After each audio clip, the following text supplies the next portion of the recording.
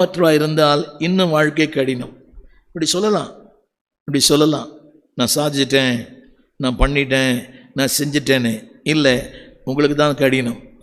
அதற்கு அர்ப்பணித்து பாருங்கள், வாழ்க்கை ஆசீர்வாதம். தேவனுடைய ஆசீர்வாதம் இருக்கும், மனிதனுடைய ஆசீர்வாதம் இருக்கும்.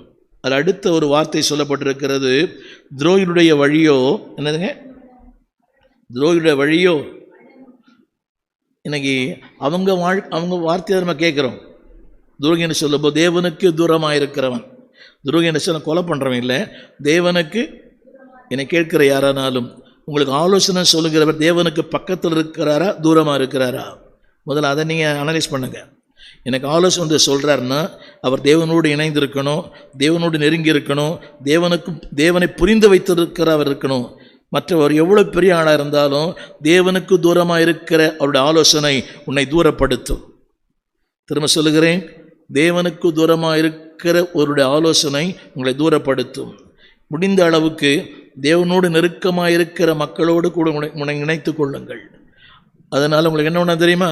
முதல்ல சொன்னேன், தயவு கிடைக்கும், மேன்மை கிடைக்கும், ஆசீர்வாதம் கிடைக்கும், நன்மைகள் கிடைக்கும். கரங்களை உயர்த்தி ஆமீன் சொல்லுங்கள். முடிந்த அளவுக்கு நீங்கள் பாருங்கள், இவர் தேவனோடு இருக்கிறாரா? உங்களுக்கு ஆலோசனை கொடுக்குறாரு, அவர் தேவனை அறிந்தவரா? தேவனோடு பழகினவரா? தேவனுக்கும் அவருக்கு நெருக்கம் உண்டா? இந்த வேதம் தெரியுமா? சத்தியம் தெரியுமா? சபை தெரியுமா? போதனை தெரியுமா?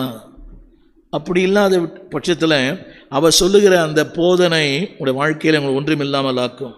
திரும்ப திரும்ப நான் சொல்ல வந்த வார்த்தை, அதாவது இந்த துரோகிகளுடைய வழின்னு சொல்லுது பார்த்தீங்களா, அதனுடைய வழிகள் நான் சொல்ல விரும்புகிறேன். நம்பர் 1, சுய விருப்பம், சுய ஆசை, சுய கட்டுப்பாடு. இதனுடைய வழிகள் கவனிங்க. அதுக்கு முன்னாடி இது அப்படியே இருக்கட்டும். இந்த துரோகிகள், அந்த தூரமாக இருக்கிறவங்களுக்கு தெரியுமா, நான் தான் தமிழில் சொல்லுகிறேன், சுய விருப்பம். இரண்டாவது சுய ஆசைகள், சுய நோக்கங்கள். அவங்க நோக்கம் தெரியுமா, நான் சொல்ல நிறைவேறணும். சில நிகழ்ச்சிகள் எல்லாம் பார்க்குறோமே, நிகழ்ச்சிகளை பார்க்குறோம். இதில் என்ன பெரிய வருத்தம்னா, அறிந்தவர்கள் ஊமையாக இருக்கிறார்கள், அறியாதவர்கள் பேசுகிறார்கள். அறிந்தவர்கள் அதுக்கு மேலே சொல்கிற வார்த்தை, நாங்கள் என்ன பண்ணுறது, அவங்க இப்படி பண்ணிட்டாங்க, அதை சொல்வதற்கே உங்களுக்கு கூச்சமாக இல்லையா? நான் என்ன பண்ணுறது? உங்களுக்குள் இருக்கிற பெரியவர், வசனத்தை அறிந்தவர்கள், வசனத்தை புரிந்தவர்கள், வசனத்தோடு வாழ்கிறவர்கள், வசனத்தினால் ஆஸ்வதிக்கப்பட்டவங்க. நல்லா கவனிக்கணும், இந்த ஆசீர்வாதம் வசனத்தால் வந்தது, இந்த உயர் வசனத்தினால் வந்தது.